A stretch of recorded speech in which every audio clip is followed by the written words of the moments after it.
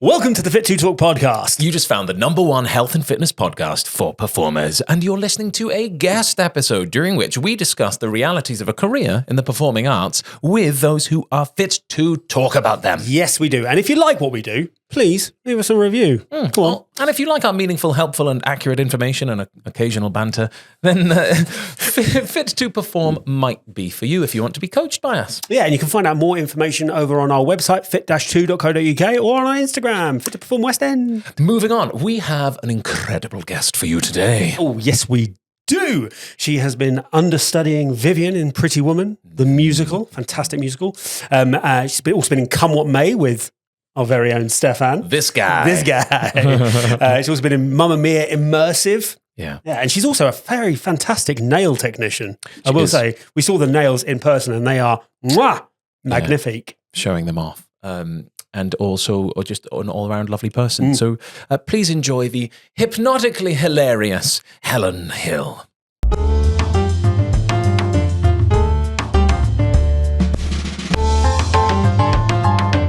It's Fit to Talk. I feel like I want to do a bit of like ASMR. Oh, yeah. Do you know what I mean? I'm sorry. Maybe not that. What I was was the like, sound that you like just you know when you like tap. There's a choice. What are you Are we eating in recording that? yet? Are we recording? Oh, we're recording. We're always recording. That is the podcast. We'll always be recording, and then when it's something you can actually put out, you can start from there. Yeah, and you can do some ASMR. Yeah. God, anyone who hates ASMR, because you know some people Yeah. really dislike it. I'm like, already switched this off. Yeah. Like, I can't be doing with the noises. Throughout, right? The aim is to slip in as many random pieces of ASMR as we can for Okay. people. Yeah. Bobby, you're in charge. I'm in charge of counting. Just every now and then, just chime in and go. Well, the thing is, because that's one of those habits that you'd start as a joke and then you'd end up doing and not realizing you were still doing it. What going Yeah. Well, in between sentences? that would really ruin the podcast. Yeah. So during this, I would love it. In fact, we would love it, not would. just me, Yeah. if you would be willing to try and tell us a lie. Yeah. Are you up for this? I am up for this. I feel like, because I've listened to the podcast, and I was like, "Oh, what lie could I tell?" And I definitely was going to try and like think of like pre-plan one, and I completely forgot until you just told me now. So now, like, oh dear. Well, I'll try and think of something. But On the spot. I like it. Yeah. On the spot's more fun. Well, it isn't more fun. It keeps it more alive. Yeah. It's I feel like I've suddenly got more nervous. Like, oh my god, I got a lie. Oh my gosh. Yeah. If you're listening to this and it's your first ever episode, welcome. And thank you for joining us. And the reason we do that is so that at the end of the podcast, we will try and guess what the lie is. And we invite you at home or wherever you might be to do the same thing. So try and guess if Helen has successfully lied. And if so, what it might be. And we're terrible at guessing. We're really bad at it. I don't know if in the episodes you I think a listen few of to. them. I think I got one right once. Oh, Did okay. you? Yeah, I think I got Jodie's right, which was like Which one she was was like Margot Robbie's body double or something. Oh. And I was like, oh, surely like she like someone would have posted about that or something. Yeah. And then that's what she said at the end. I was like, oh yeah. Did we get that right? I don't remember. Probably not. Probably not. My general guess is we didn't. Yeah, I mean, it's more often than not, I said no, isn't it? Yeah. It wouldn't be difficult to beat our tally. No. So let's jump back right to the very beginning. Yeah. How does the story of your life begin? Oh, God, this is like the worst question. Like, Thank you. I love you, but you know, You are welcome. It's that question. I'm like, so where did you start? Or like, where? Like, I don't know. I was born and I danced, and I've, I guess I was like dancing since I was like 3, like in like ballet classes, and then when I was about 7, I went to Jackie Palmer's. I don't know if anyone's heard of her. Jackie Palmer's. Yeah, I went to Jackie Palmer's when I was like 7 or 8, and I loved it, absolutely loved it. So I guess it started there. And like as a kid, I would do like panto and like commercials. Well, I say commercials. I'd go to auditions, but I was like a giant growing up. So I'm 5'8" now. But I was like I've shrunk. yeah, Back to- yeah, I was a 8 giant. foot when I was 5. But I was about 5'3" when I was like 10 or 11. So I was like quite tall. Yeah. So I'd go into these auditions and obviously they just like have my name, and I don't know whether my height would have been in the Spotlight book as it was back then, because obviously the kids book as well, you'd constantly be growing, so God knows if that was a thing. And they'd be like, oh, you're quite tall, aren't you? Like, yeah, like, how old are you? I'm like, 10.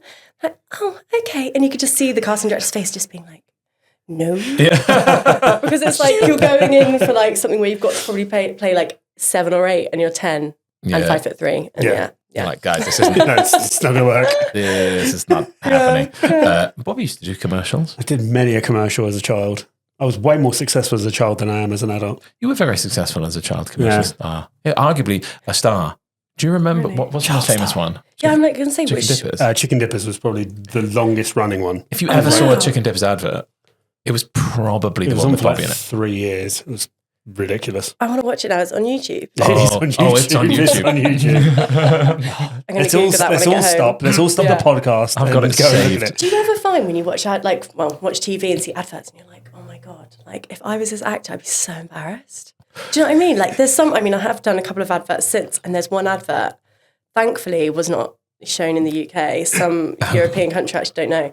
It's so embarrassing that my friends sometimes used to get it up at like parties and show on telly, and I'm like, great, thanks, man.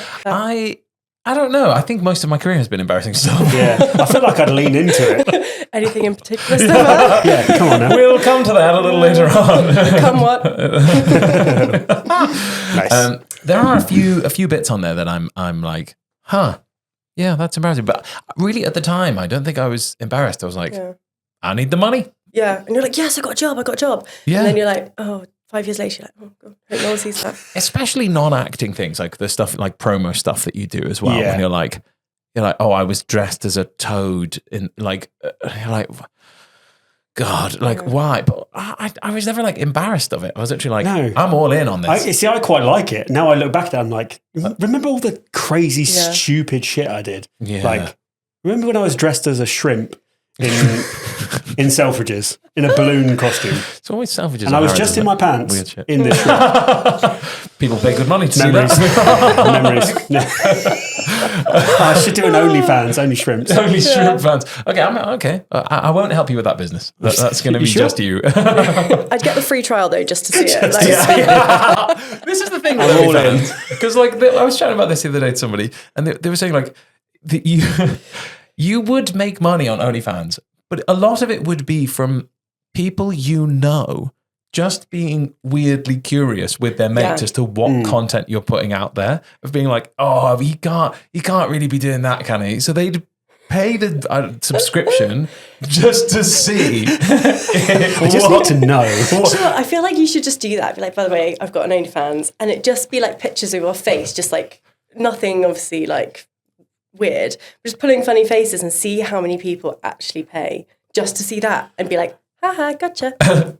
Yeah. We should definitely do a Fit Too OnlyFans. Oh God, I don't know. But no, because I think people will be like, oh, that is a joke. Whereas if you did it personally and was like, look, I could do with some extra cash at the moment, like.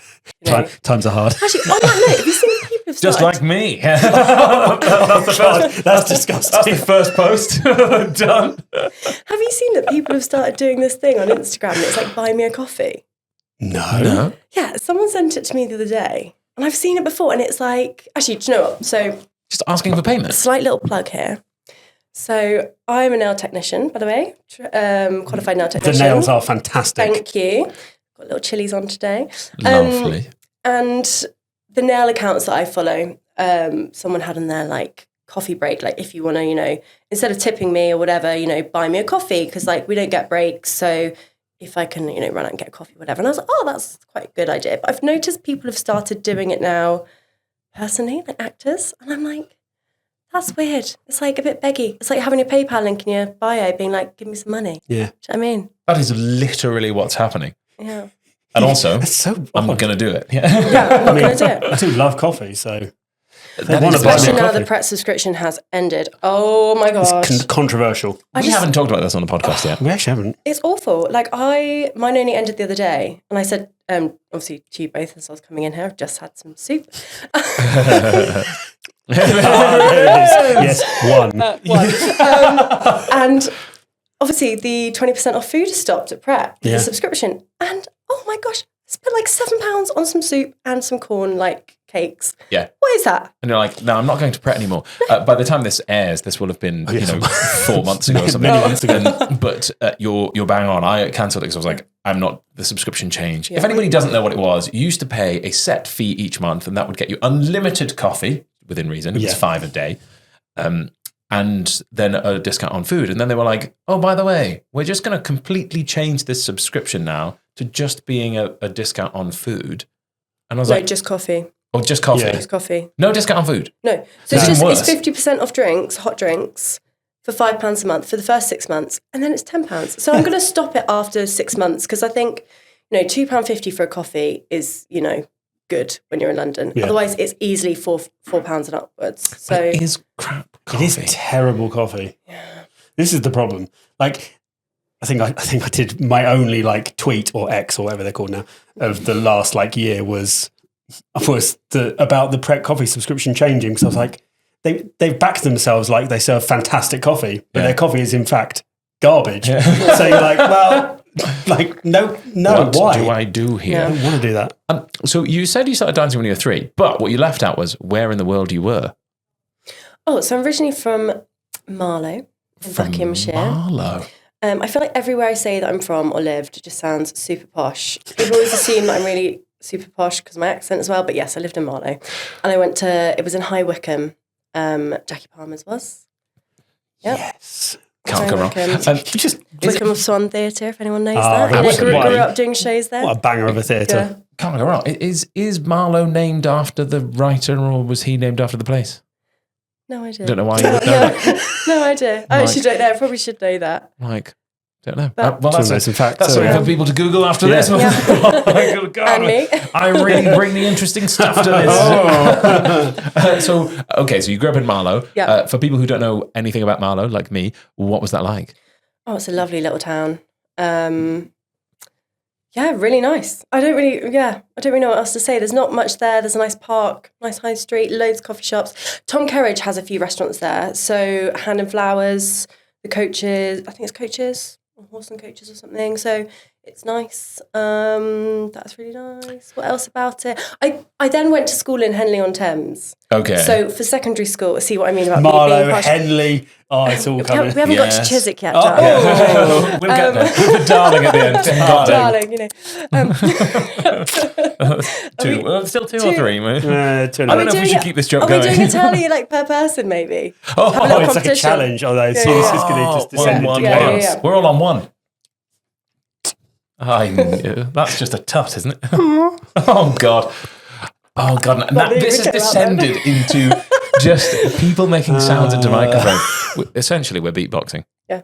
What is it? Sure. We're just really bad at it. I was trying to do it, and I was like, is it what? Boots and cats and boots and Anybody cats. listening to this who can Chicken, actually boots, beatbox is switching off. They're like, I am out. This is nonsense. So hit us. Yeah. You went to Henley-on-Thames then, which is where you went to secondary school. Was your point that was different? Well, I think I grew up more there. Like, classic going down the park after school and all that sort of thing. And then because that's near to Reading, I then would go out in Reading and, socialise around there. So, but again, lovely places. Like, I'm very fortunate, to have grown up in nice areas, I guess. So when when we speak to most performers, right, the idea of like what school was like is often quite it's a huge distinction between a lot of people. And what was school like for you? School was fine. Like, I quite liked school. Mm-hmm. Obviously, there's the odd bit of bullying here and there, but I don't think it affected me too much. Like, just, I don't know. It was fine. Like, I don't think I had a bad time at school, especially compared to a lot of people. I was sort of like in the, dare I say, populars group. Like, I kind of roll my eyes saying that because, I teach children now. So, like, when you sort of see those groups forming, you're like, oh dear, like, that's just like not good. But I was kind of in that group. I enjoyed school. I feel like I was like the drama one. Like, everyone knew that I was like into drama and performing. So like no one really like bothered me about that. They like thought it was quite cool. Like, I had time off to go and do pantomime or like go to auditions. So like that was quite good.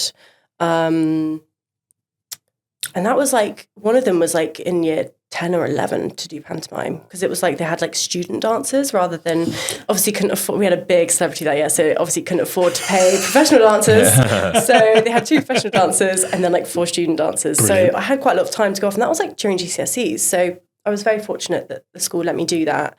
And then one teacher in particular, he helped me like look into like drama school for sixth form and stuff. So I was very, very fortunate in that sense. I sort of feel a bit embarrassed about that, because I know a lot of people have like a hard time, you know, getting into, I guess, the industry, or not having loads of opportunities. So sometimes I feel a little bit like, oh yeah, I was, I guess, quite privileged in that sense.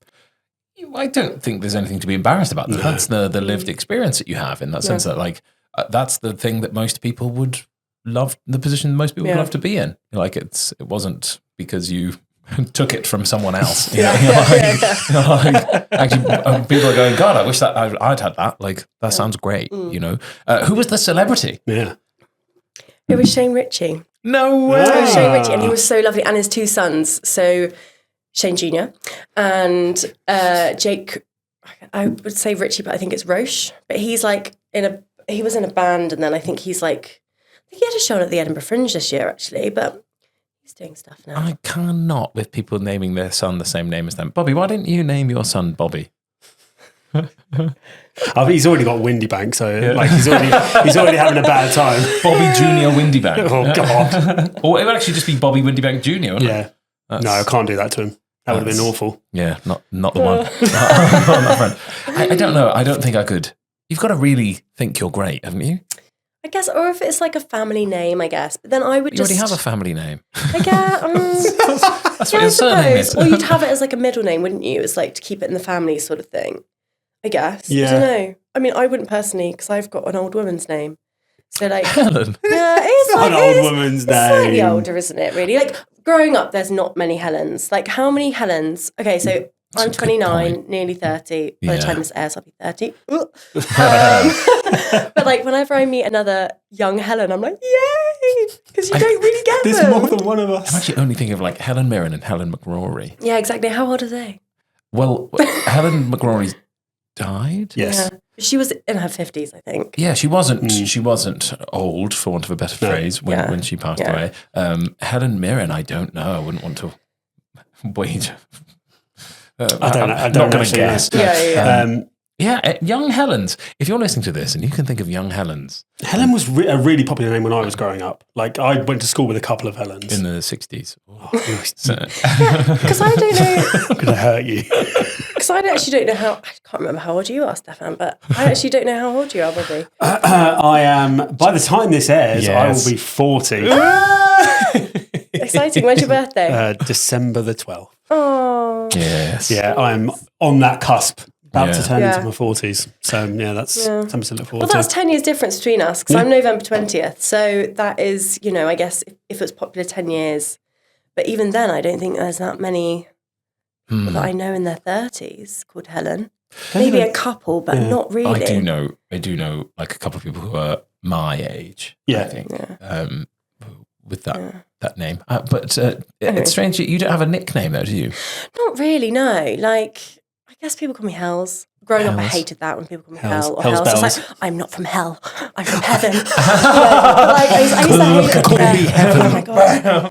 Whereas now I'm like, I am definitely going to hell. So, it's appropriate. But yeah, people call me Hells. My dad used to call me Hells Bells or like Helly Belly. Helly. That was definitely my first ever email address, like Helly Belly something. Helly Belly. How cringe. Do you remember that when you had MSN and you had like a really cringe email address? Yes. They were amazing. Like the original ones. When you just got a hotmail.com, not .co.uk, like address, and it would be something like nuts. And way before you were like, oh, this represents me on a professional level. I love the people that have stuck with it. Like, that's my favourite, is when somebody's like super professional, got a great job, and then they're like, Ghostwriter48 at hotmail.com. You're like, who's this guy? Thing is, if it's hotmail.com, I respect it. Yeah. Because I'm like, you've committed to that. If it's on any other website ending, even .co.uk, you're like, should have changed that. See, I've still got a .com, so I then had a .co.uk email address, but I managed to get a .com back. Did you? Like a different, obviously, name. I've still got my original .com. Maybe I should like resurface it and put it on everything. Bring back the original. Bring it back. I mean, what's the... Outlook. Nobody wants. Oh God. Or They changed Yahoo. Yahoo, yeah. Yeah, I think my dad's got AOL. AOL, yeah. AOL. When you used to have to put a disc in to actually get on the internet. The internet came on a disc. Yeah. I don't even understand how the internet works. What? Yeah, you used to have to get, there were 2 discs as well. One to set it up and one that you put in to run it. Yeah, you used to get it in the post. Oh, because I remember obviously the like fusing tone or whatever it is. The dial-up. Yeah, it's dial-up. ASMR. Yeah, point 2. Nice. It's a side career for you. Yeah, maybe I should really go into that. That's what my OnlyFans will be. Hi guys, welcome to my ASMR. I feel like there would be a lot of money in that. People are instantly like throwing money at this podcast. Buy a coffee. They're like, I want that ASMR, I want that OnlyFans. There it is. Sorry guys. That was me drinking the coffee. I'm really uncomfortable every time. I've honestly forgot what we're talking about now. We've gone the wildly internet, off track. yeah. Yeah, so Anyway. full on dial-up when I'm coming through. But yeah, do you remember the website Ask Jeeves? Yes. Yes, before Google. Before Google? Yeah. Like how things have turned around. I remember going to one of these like, half-term camps or whatever where you do there's lots of different activities. And I remember going to like a computer one. And I remember sitting at this computer. I must have been like 7 or 8, maybe a bit older actually. And I had no idea how to use the internet. And I remember just sitting to the person, like looking at the person next to me like, what do I do? Like, I think I went on like CBBC website or something and like played a game because I was like, I have no idea what to do. I mean, we are talking like over 20 years ago now, but. I do like, God, we must sound so insanely old to people. I keep trying to tell myself I'm not old, and but then I say things and then I notice grey hairs and I'm like, I say that this is something that I would just normally say. I'm like, when I had access to the internet when you were like 17, you're like, it's not that like, and you couldn't load an image. Like, and when you eventually could, it would come up in strips from the bottom of the screen and take like 3 minutes to download. Like, yeah, epic. But it's not like you could just watch YouTube videos. No. Like, this is crap. It's like, remember when I first got Instagram and I thought it was just like a photo editing app, which I think it originally was. Yeah. And I remember obviously just like editing photos, not actually of myself, thank God, and just putting them on there, not realising they were like public for everyone to see. And then I was like, I must have been like 17, maybe even 18 at the time. I can't remember, I was in sixth form, but yeah. And now look at it, like crazy. And that's how your OnlyFans began. Just some rogue picture. Like, shit. So, jumping all the way back to Marlow, we're at that place. So you said you had a teacher that helped you sort of go, hey, where should I go? Yeah, so he was actually a PE teacher because I was really into sport growing up as well. Like, I was just really sporty, really enjoyed it. And it was kind of got to a point where, which I think other people have said in this podcast, it was sort of like sport or performing. And it always would be that like my dance classes I would go on a Thursday would always clash with like the netball tournaments or like the hockey tournaments or athletics or whatever.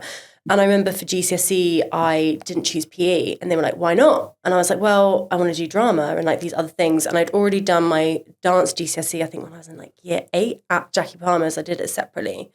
I know they really wanted me to do PE and I was like, no. But I had a really good relationship with like the sports team, sports staff. And I think he had some friends who were performers or something. So he had like helped me look into it. Because although I went to Jackie Palmer's and I had friends who'd gone to like Tring or Arts Ed, which is where I eventually went, I looked into other like the options because it's so expensive. Like I remember looking at Tring. I didn't even audition for Tring because I was like, that is crazy expensive. And I'd have to move away. And the cost for like the halls there or whatever it was just it's crazy expensive. So I looked at Brit and Arts Ed. Arts Ed's not cheap either, but I got into Brit, but I didn't go. And I also got into Arts Ed.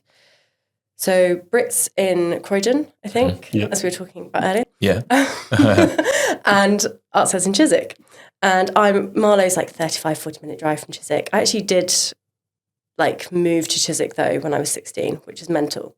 But my parents felt more comfortable with me being in Chiswick at 16 on my own than Croydon on my own at 16. It's also closer to where you were. It's close to where I was. Although there was the expense, like, that was sort of covered. I was very fortunate growing up. My granddad, he was like one of the first sort of people in the UK to like have laundrettes. So he had like this big laundrette business in Luton. And it was like a brand new thing in the UK way back when. So he had some money, and growing up, he'd put it into like pots. So I basically paid for it myself from my inheritance. So that's how I paid for Arts Ed. I don't know why I'm going into that really, but I feel like I've got to justify it somehow. I'll just be like, because I don't come from like a really rich family. Like my parents don't have like loads of money. I'm just unfortunate with that little bit that I have. So yeah, I went to Arts Ed, and I moved out at 16 and lived with 3 other girls. And it was crazy. That sounds crazy. Yeah. When you actually think about it, you're like, oh my God, that's nuts. It's so young as well. Like I teach performing arts now. And even people when they're like 18, I'm like, you're so young. Yep. And then I'm like, but I lived on my own at 16. Like I'm so pleased my parents don't really know what we got up to. Although I bet my dad's probably going to listen to this and be like, what did you get up to, Helen? I don't know, I misspoke. I misspoke. You know, we just stayed up really, really late. Yeah. I think that is the thing though, right? Like what you were saying earlier on about being like, oh, I don't want to say that I'm old, but even if you're teaching like 18 to 21-year-olds, like when you go, you feel different to me. Yeah. Like it's a completely different generation, but like I think even say 26, 27. So I'm 29, 3 years younger than me. I think it's a slightly different generation as well, because the internet and everything's just progressed so quickly that actually they've had so much more access to it. Within those 3 years, like the difference between a 6-year-old and a 9-year-old is quite big.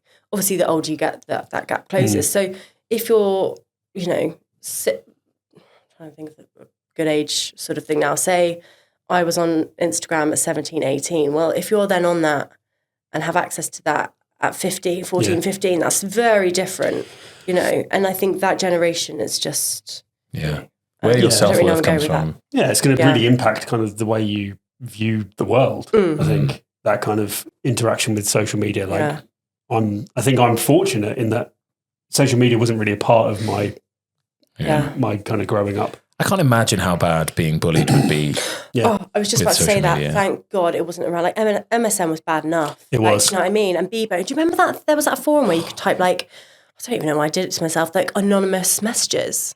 Oh, there was a site, for a while. That was like for a really short period of time because everyone realised it was horrible. Yeah, but like, it's just... I don't remember that. But like, even then, like, I'm just so pleased I didn't grow up in that generation. And like, children now will come in and say, so I teach sort of age 11 to 16 group lessons. And sometimes I'll be like, oh, this person said this or commented this on my Instagram or whatever. And I was like, the biggest piece of advice I could give you is just to not react. Do not reply, and also just don't comment on anything unless it's nice. Yeah, like, I don't really understand why people do that. I'm like, it's that, you know, age-old saying of unless you don't have anything nice to say, don't say anything. Especially on social media, it's there forever, guys. Especially on Twitter as well. Yeah, I actually had to go through my Twitter at one point and was like, just in case, I was like, have I ever said anything awful? Because I've had that again since I was when did Twitter come about? Also, like, it's so easy to make a fake account. Yeah. That trolling is like a legit hobby that people have. Oh yeah, people love it. Like just going like, log on to their fake account and just say horrible things because there's absolutely no accountability. But shifting on from that negativity, let's jump back. So we hit Arts Ed. You're very young. And sorry, Dad, doing some crazy stuff. And then what happens after? So I did the sixth form at Arts Ed. I did the musical theatre BTEC course and drama. I loved it. I loved the sixth form so much. It was really good. Really good fun. And then I auditioned for drama schools and I didn't get in. And loads of people in my year were getting into drama school. And I found that really actually quite tough. I didn't get into drama school for 2 years after that. So I went back to Arts Ed to do musical theatre on my third year auditioning. And that really took its toll on me. Like I moved home and it was like quite a kind of, oh my God, I've been on my own for 2 years. And now at like 18, 19, I'm moving home. And that's kind of weird. And I'm not where I want to be and doing what I want to do. And I'm like working in House of Fraser and just really not enjoying my life. And I started to get like panic attacks and stuff, which I didn't really know what that was at the time. I remember being on the tube and just being like, I feel really sick, like what's going on? And I went to the doctors and I was like, I keep having this feeling, like I don't really know what it is. And they did blood tests and they're like, no, nothing's come back. And then through my own research, I realised I was having panic attacks. And I think it was just, probably came from a place of just not being happy where I was. But I had an agent at the time. So I was with Jackie Palmer Agency. So during that time, I was kind of working professionally, doing commercials and like things like that. So I was okay. I was fortunate in that sense. And then I went traveling on my second gap year because, how can you not? I was like, I've got 2 years here. I can't have wasted them. Like, when else am I going to have the chance to go, sort of traveling again? And I say that to anyone now, if you're on a gap year, if you're a student, auditioning for drama school, go and travel whilst you can, because once you finish drama school, you have to be available. Like, it's so hard to get away for more than a week. I'm so much better at that now. Before COVID, I didn't think I'd be on holiday in years or like gone away at all, because I was like, I have to be here for auditions. I have to be available all the time. And then since then, I'm like, actually, no. Yeah, I'm going away. I can. Well, I think as well, because self-taping has become a thing. If I'm away, I can tape. Yeah. Or, if it's a final, yes, I'll come back. But even then, like, they can make adjustments. I've kind of forgotten my train of thought now. I love to ramble, don't I? I'm so bad. Yeah. Well, I said to you before, that's basically what this podcast is. So jumping back then, you had these, you had these sort of 2 years out. Do you think they benefited you in the end? Yeah, definitely. Like, I definitely worked harder and was like, this is something I really want to do. So I'm obviously gonna, keep going to classes and, go to singing lessons and work on my acting and things like that. So it definitely did benefit me. And I think it made me go, this is what I want to do. Like, I can't imagine doing anything else. And my mum would be like, why don't you like go to university? And there's nothing wrong going to university to do drama or anything like that. But I didn't want to. I wanted to go to a drama, school institution.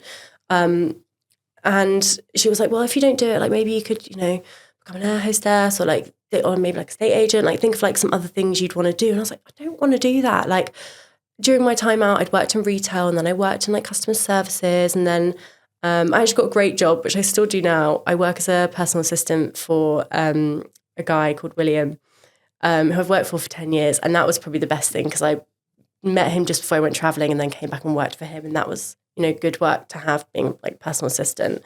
But I was like, the office life just isn't for me. I don't really know what else to do. In my head, I was like, if I don't get in the third time auditioning, I was like, I'll try maybe going to like become like a makeup artist or something in TV and film, because I love all that kind of stuff. And that's kind of what's, made me want to then do nails and, beauty stuff. But so I guess it shaped me in that sense, but it made me work harder. And I think that kind of showed then when I then went to drama school. I was like 21 or like just turned 21 in first year. And there was only a couple of us who were a bit older. And I was like, I'm here to work. Like I've had to like prove that I am, good enough to come here. And I feel like that's sort of been a bit sort of ever since. Like, I think, I've been very fortunate to have like a few good jobs and whatever, but I haven't been one of those people who have just consistently been in work. But I'm actually quite grateful for that, because I think when it came to lockdown and people who had always just done performing jobs, they were suddenly like, shit, what do I do? Like, I don't know what other jobs I can do. Whereas like, I wear so many hats like all the time that I'm like, I can just put my hand to anything, and I'm quite good. I'm quite a hustler. So I'm pleased that happened, because if it hadn't, I would have probably just like sat on my laurels and just like, Yeah.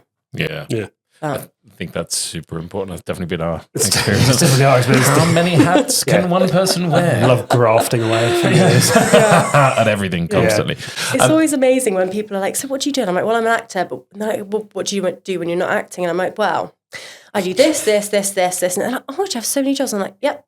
Yeah. And like, how do you handle it? I'm like, well, you just do.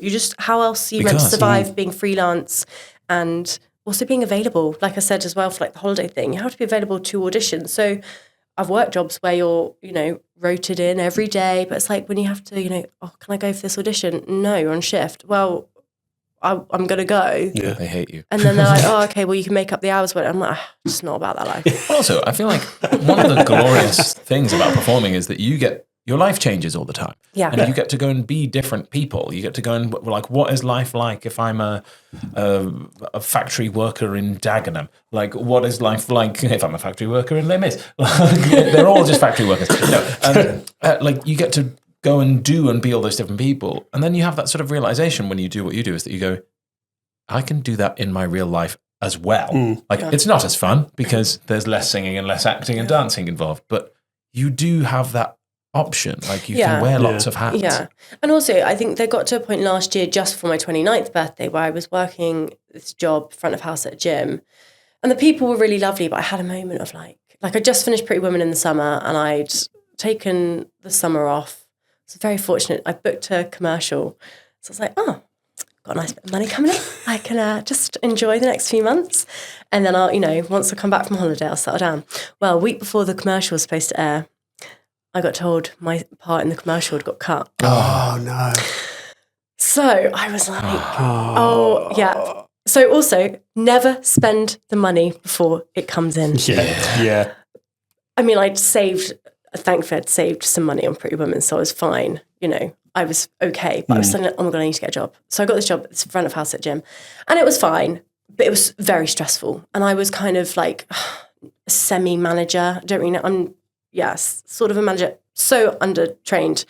And I was just like, half the time I was like, I don't know what I'm doing. Like to this day, so it was a spin studio. To this day, I still don't know how to change pedals on a bike or anything to do with the bike. I mean, I quit after like 6 weeks, but so no wonder I don't know how to do it still.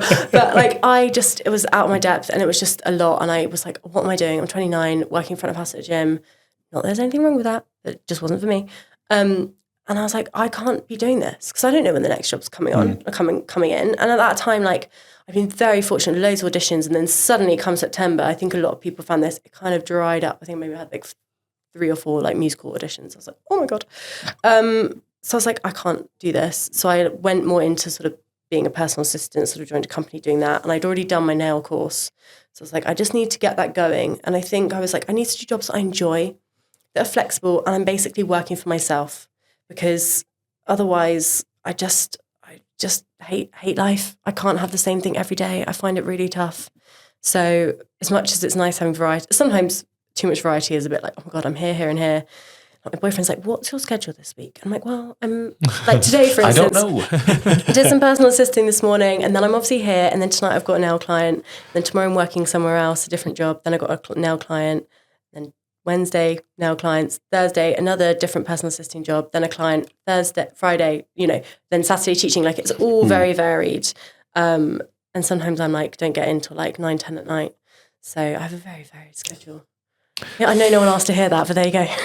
Keeps it fresh, though. Keeps it fresh. Yeah, and I think it's okay to be like that if you enjoy what you do. I think that's a huge mistake that a lot of people make when they're in between jobs, in between performing jobs, going, I'm just going to do any job. Yeah. I think if you find a job that works for you that you really enjoy, then it's so beneficial for you as a person, but also I think for your performing career. Yeah.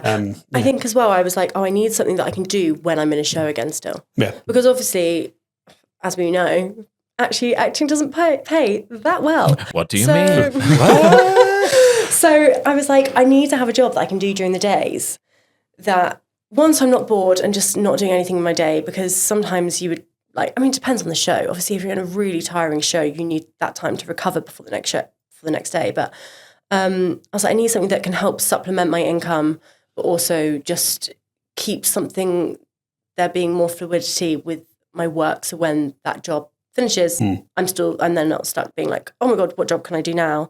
But also I've done it so it means that I can justify taking those lower paid jobs for more of a passion project because I am still getting, an income from elsewhere, especially living in London because Jesus Christ, it's expensive. I think it's refreshing for people to actually hear that because I think that's where I'm at with it. I'm always like, guys, you have to, what you said, Bobby, do that stuff and then to allow yourself to be in the position to do the stuff that you love as well. You're like, as a career, still as a career, but with that in mind. And we worked together. Yes. When was it? Just before the world ended. Yeah, literally 2020. Literally 2020, February. So for 6 weeks, a month, I don't know. Yeah, we were gonna crack on that tour. What was it? Come What May, and I don't know how long it was meant to be. How long was it? 5 months, 6 months? I think it was 3 months, and then a month break, and then it was more because I remember us sort of being to each other like, if we get a a West End job, then we can like leave. Because I think there was like a contract break. Yeah, a contract break. Lol, ambitious from us. I know. Well, my next job was then a West End job, so you know. Same. Yeah. Oh yeah. Oh yeah. So you know, we made it happen just a few years late. Yeah, we just had to wait. Yeah. Yes, that was a difficult job. I think is even though we only did. It was like 4 or 5 shows. It wasn't very many. Very few. But it was one of those where, you know, Bobby, you've done a lot of new shows as well, and you'll come with it. Because things changed all the time throughout the rehearsal process, you know, you sort of get this moment where what you'd signed up to do doesn't really resemble what you ended up doing. I was just about to say that. I was like, I feel like we signed up to the show thinking it was going to be something completely different. Yeah. Sorry, I just got my foot tangled. There are so many cables around. I think we signed up to the show thinking it was going to be something completely different. Yeah. But obviously, the show is loosely based on sort of Moulin Rouge. So during rehearsals, Moulin Rouge was announced as coming to the West End. So they were suddenly like, timing. so we're going to have to change stuff because of, you know, copyright and all that sort of stuff. So things started to change and, it just wasn't quite what we originally thought it was going to be, especially as I'm not great at doing, like people keep saying to me I should do like more just the gig singing. I really am not very good at just talking to the audience. And this is something that they introduced us doing. And I was like, I need a script. It's like, I need a script. Yeah. You need to tell me what I need to say because I'm going to freeze up there. Like that is not something, you know, I can really do quite easily. This happened like 4 days before the show. Oh, cool. And basically, they cut the script that we had. And it, like, of character stuff. And we're like, oh, it's now going to be Helen speaking to the audience in between this bit. God, it was awful. And you were like, oh God, this is a different thing. Yeah, that's a completely different You're thing. like, now we're not doing a show, we're doing a concert. Yeah. We're doing a concert with them dancing in it. Yeah, We're like like, a okay. like it was, dare I say tribute, but like that's kind of what it was a little bit. I mean, the show is still going and it's doing well, like you know, and has changed and evolved. Do you know what as well? On. Like on that job, the dancers were amazing. Like I could not believe how incredible they were, and I was like, I probably should say this. I was like, it's disgusting how much less you were being paid than we were, because I was like, you're actually doing way more than us. And they were amazing. Like that was amazing about the show. I think that's why it's still doing well today.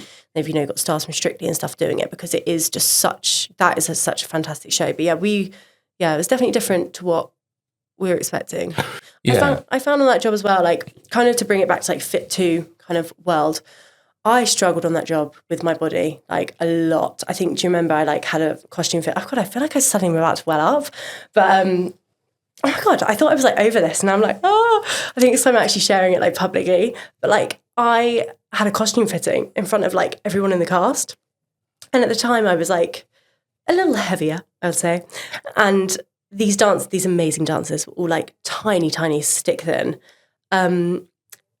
And I remember being put in one-size-fits-all costumes next to them in the same room, having to get changed in front. Or this would never happen today. I mean, it's only 4 years on, but this would never happen today. And I've learned from it.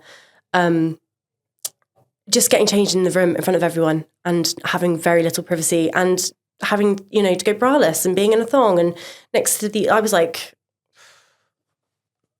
I hate saying like clothes sizes, but I was definitely like a size 12, maybe occasionally 14 at the time. And these girls were like size 6s. And I was like, this is horrible. My confidence was knocked to the floor and lower because of that. And I really struggled, I think, after that, because it was nothing to do with like how I looked. Obviously, I was the sparkling diamond, as they say. But like, it really, really knocked me on that job. The sort of body element of it and costumes and things like that. I think it took me a while to get my confidence back after, especially as we weren't then asked back. Yeah, we'll come to that.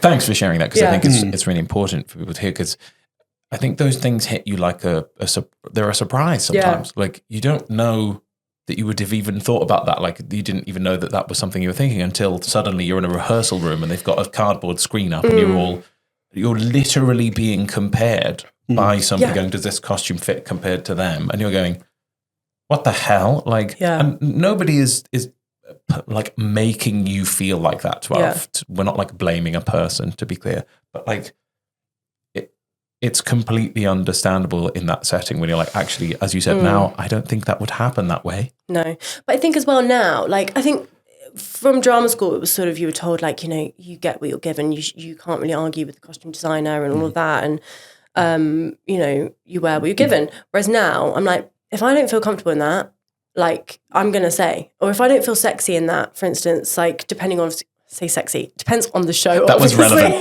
That was relevant to come up with me, but also Pretty Woman. Like there was moments in that where I was like, I do not feel great in this costume, so I'd like to wear something else. You know, you're allowed to say that because at the end of the day, you're the one up on stage performing. So if you don't feel good, that's going to come across in your performance.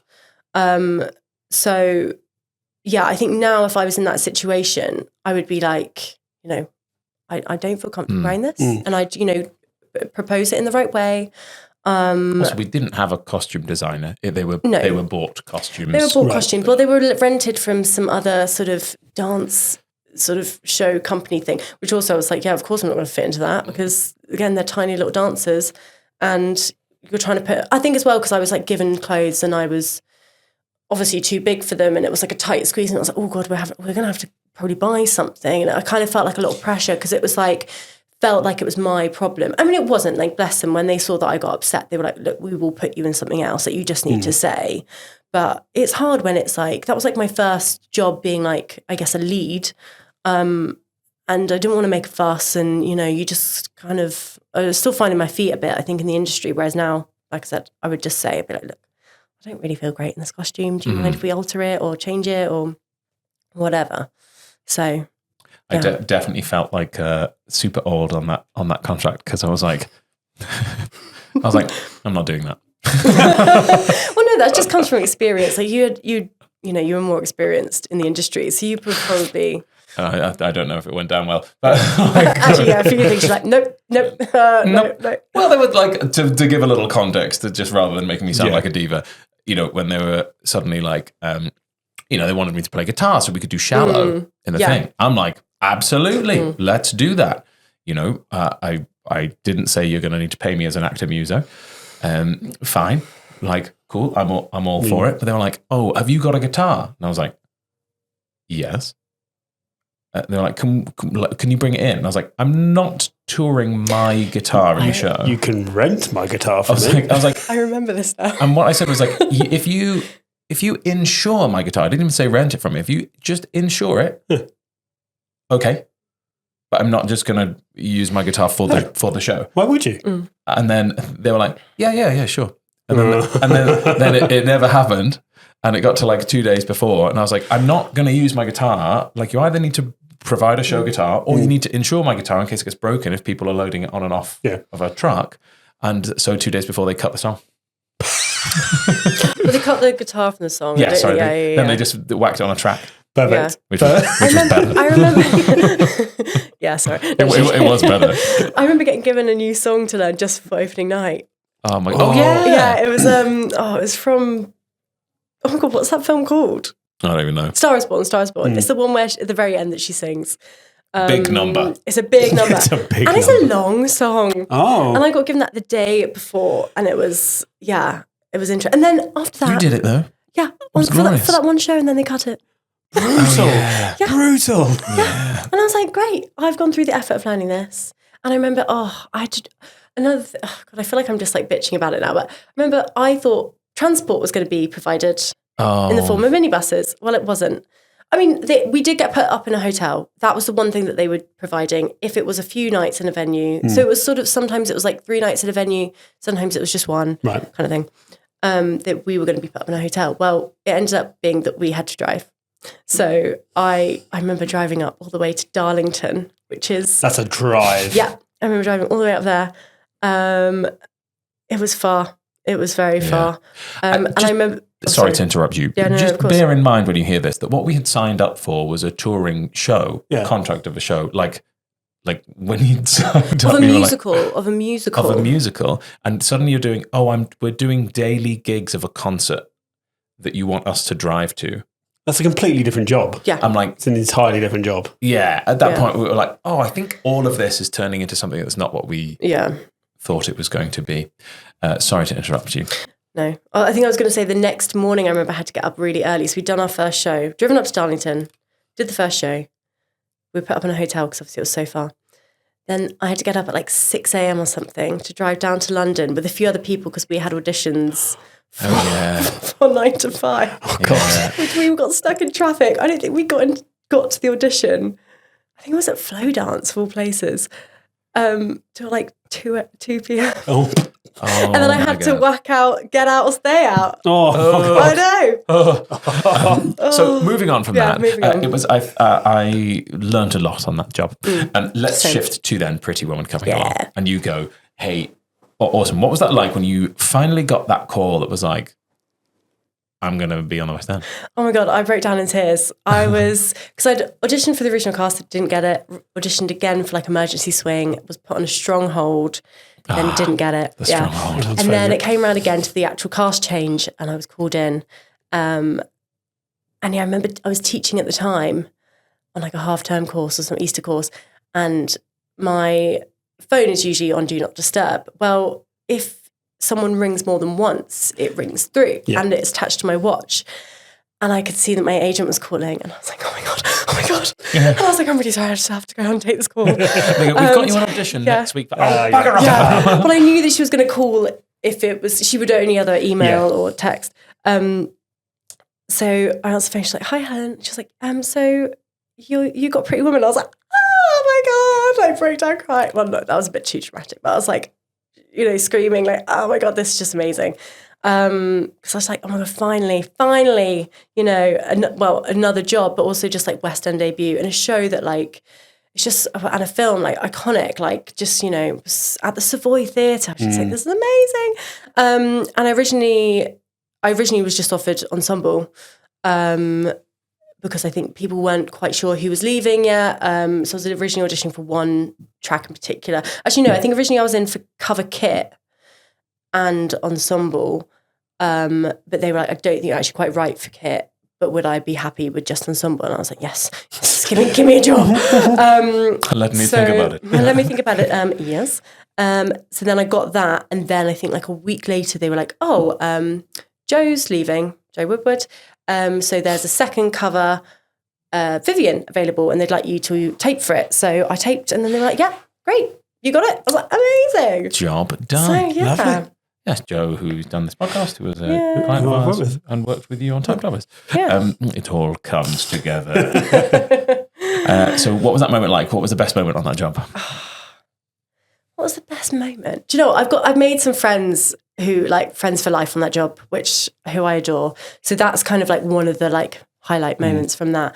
But I think there's actually quite a few. I think the opening night was just like electric of like, oh my God, like I am on the Savoy stage just performing, like this is just amazing. And then I think sort of my first time going on for Vivian, I got a whole weekend of shows. So I was second cover. I think Amy had got COVID, and then the first cover had a holiday. So I knew on like the Tuesday or Wednesday that I was going to be on Friday, Saturday, Sunday, which is exciting because I could then get people to like come and see it. The first show was such a blur. I can't even remember it. Like, oh my God. And then the second show, like I forgot maybe a few little props that I needed to bring on, but it was just amazing to have so many people come and see me and support me. Although now I kind of wish I told them to come later in the contract. Because, it's like that first you're sort of finding your feet. But I think the first time, putting on those boots, putting on that like iconic costume was just like, wow. Like it was amazing. And I think I got to play Vivian like 20 times in the end, which is the second cover, that's pretty good going. I had another never go on. Yeah. Exactly. And I think it was again in February time, I had another almost like whole week of shows. Because I think Amy was off injured, and again the first cover was on holiday, so I was like, great. Not great for Amy, bless her, but I was like, oh, this is like, she needed the time. She needed some time. Oh, she's such a star, Amy. She's so lovely.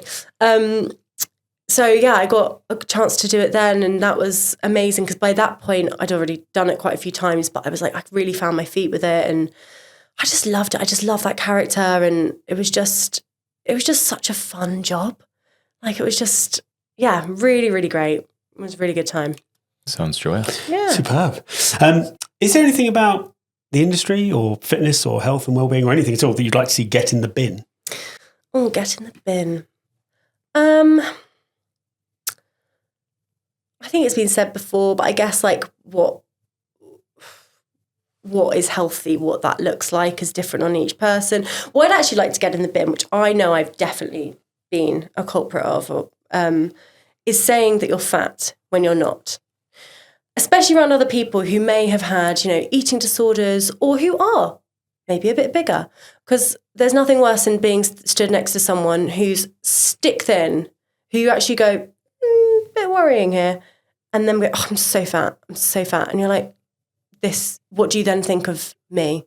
How do you then see me? Like, what am I then? I know it's so personal and like, relative, but I'd like to see that get in the bin. People saying, I'm so fat. That's what I'd like. Yeah. Also, why talk to yourself like that?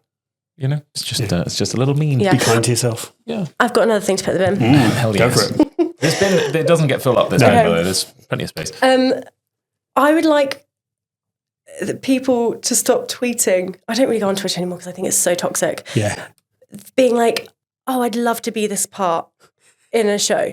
Because I'm like, that's great, but like it's a bit beggy. And actually I think realistically, like just work hard and just, I just kind of would like that maybe to get Bobby's laughing at me. And I'm like, because I've had the exact I've had the exact same thought every time I see it. I'm like, yeah. Well, that's true. You're like, obviously. Yeah, like we'd all love that. Yeah. You're like, well, of course. Like, oh yeah, I'd love to be this in this show. Yeah, so would 8,000 other people. Yeah. It's like, I see that this is coming to the West End. I'd love to be seen for this part. I'm like, great, email the casting director then. Like, do you know what I mean? I find it a bit beggy. I mean, if they then book the job, then great. Manifesting has worked for you, but I just don't think you need to put it on social media. Yeah. I think that's the thing. Like manifesting, absolutely. Like if you go, I want this. Like this is what I want. Like put it out there, but it doesn't need to be on social media. Yeah. Like there doesn't need to be a record for the world to see. Yeah. But I think that's just social media. Singing the songs from it as well, and I don't know. Maybe I'm just being a bit of a bitch now. But do you have any advice to somebody entering the industry now? Entering the industry now. I'm trying to think what I say to my students. If this is something you really want, then work hard for it. And have something else that you enjoy other than performing. So you're not just talking about performing anytime you meet up with friends or family. Like you have something else that you enjoy, and then also try and make that a side hustle. Because as we've established today, it's good to have something else that you enjoy that you can, help supplement your income and life really. And just be nice. Just be a nice person. I know nice is such a rubbish word, but just be kind to everyone. As soon as you leave your house, you don't know who anyone is. You don't know what anyone else is going through. So just be a kind person. I think that actually, especially in theatre, when people are only really nice to like the people who they think matter. And I'm like, actually, every single person in a theatre matters, from the front of house staff to the stage door to the crew. Like people ask what you're like as a person. I've had many people ask me what this person's like to work with or whatever. And it's like, no matter what sort of role you're in, or actually that this goes beyond performing industries, but just be kind. That's what I'd give. I love all of those. Fantastic. So, without changing your facial expression, this is the time I'm going to ask you to not, we're not going to look at you. We need to now guess, and you do as well if you're listening to this. Well, you must be. Give a little pause and have a think what you think the lie was. If you think Helen has successfully lied, and if so, what it is. I'm looking at Bobby, and he looks perplexed, and I will continue to speak because, thinking about it, I have no idea. I've got no idea. I think she might have. I think she might have, but I have absolutely no idea what the lie is. Maybe that it was Shane Ritchie in the panto. Maybe that it's Shane Ritchie's son. It's called Shane Ritchie Jr. Yeah, I absolutely would love that if it's that. Should we go with that? Yeah. That Shane Ritchie's son is not called Shane Ritchie. I actually believe that is true. Yeah, but it's funny for us. Yeah, we'll say that. Okay, so did you manage to tell us a lie? That would have been the perfect place to lie. But no, I didn't get a lie in. I didn't get one in. And I was like, every time I sort of something was coming up, I was like, oh, maybe I could get a lie in there. And then like when we kept like jumping back into the topic after we'd obviously strayed off, I was like, oh, maybe I could get a lie. Yeah, no lie. No. Maybe the lie was that like I had fun when I was 16 living on my own and we got up to party. Actually, that was the lie. We didn't have a wild time. It was really boring. I was in bed by like 9 p.m. every night. Yeah. Nothing happened. Yeah, Sorry, Dad. No. Yeah. Oh, God. Bobby, over to you. It's time for another game. On that note. Oh, I know what this is. We're going to play this or that. So 1 minute lightning round. Steffan, I'll give you 2 options. Other friends, you've got to pick one. Right. 3, 2, 1, go. Eggs or bacon? Bacon. White bread or brown bread? Brown. The US office or Friends? Friends. Cardio or resistance training? Cardio. McDonald's or Burger King? McDonald's. Singing or acting? Oh, singing. Edward or Philip? Edward or Philip? Oh, Philip. Yoga or Pilates? Pilates. Family Guy or Love Island? Love Island. Domino's Pizza or Papa John's? Domino's. Sport or dance? Sport. Alcohol or chocolate? Chocolate. Matching socks or mismatching socks? Matching. Coke or Pepsi? Coke. Marlowe or Henley on Thames? Marlowe. Game of Thrones or Glee? Game of Thrones. Books or Kindle? Books. Clean shaven or beard? Beard. Personal chef or personal stylist? Ooh, stylist. Opening night or press night? Press night. Sexy or smart? Sexy. Shower or bath? Shower. French tips or natural?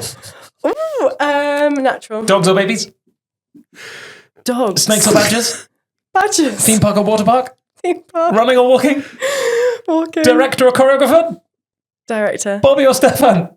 Both. Oh. That was rubbish. There's too many options there that I kind of regret as well. Not regret. Bobby. No, I'm joking. It's Bobby. I choose Bobby. Yeah. Oh no, there's too many things that I like, especially when funny. it's like stylist or chef. Like I love food. Yeah. So I don't know if it'd be nice for someone to cook for me, but I love cooking. And like bacon and eggs, they're just the perfect duo. Like how can you choose? Also, if you have a personal chef, like you could still cook. You wouldn't want to. Yeah, but I'd rather a personal stylist. Like, would you? Well, would I have to pay for the clothes? I guess so. Do you know what I mean? There's so many like. When you I think I'd want to too. go personal stylist because I think, like you said, I'd rather cook than go shopping for clothes. I'd rather someone else cook for me. Really? 100%. I'd be picking personal chef every single time on this. If somebody could cook meals that were healthy and in line with what I'm after every single meal of the day for me, no thought required or effort from me.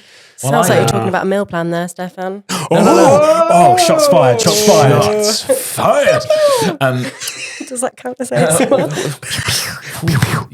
But if you're completely out of control of your nutrition in that sense, that it is a meal plan, but if it never ends, True. because you never have, and somebody is actually qualified to do that in a way that would make sense, I'm all for that. Personal stylist, I'm like, it's fine.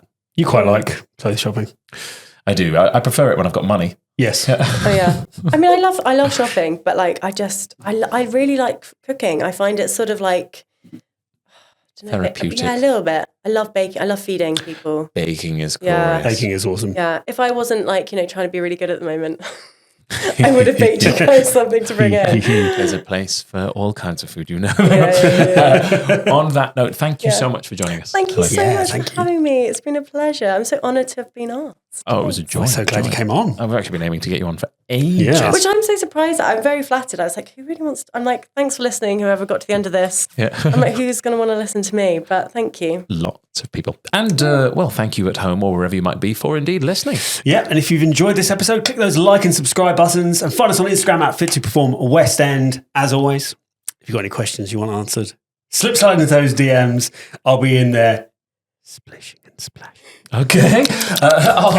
Thanks again for listening. And if you like this weird ASMR episode, then we have been Fit to Talk with our wonderful guest, Helen Hill, and your hosts, me, Steffan. And me, Bobby. And if you didn't like it, we've been Joe Wicks. Peace out.